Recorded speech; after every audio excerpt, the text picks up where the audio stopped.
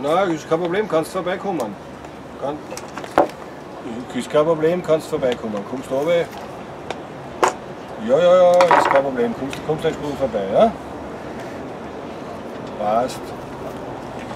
Na, kommst vorbei, gell? Gut, bis später. Ciao, Papa.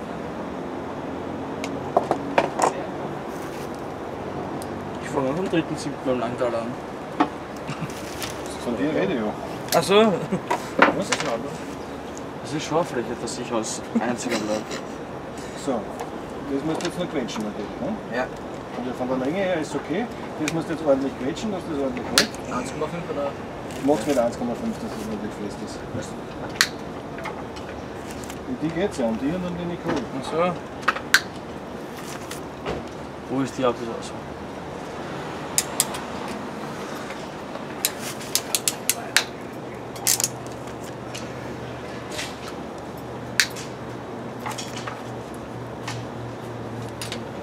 Aber es ist, wie gesagt, wir hätten ja alles schon besprochen gehabt, wie das rennen soll, aber die offiziellen Geschichten, das ist immer ein bisschen schwierig, bis die Leute so begriffen haben, dass das so rennt, wie wir wollen.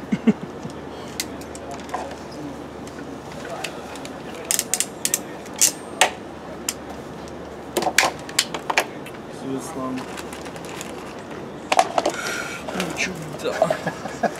Und alles auf Video. Das ist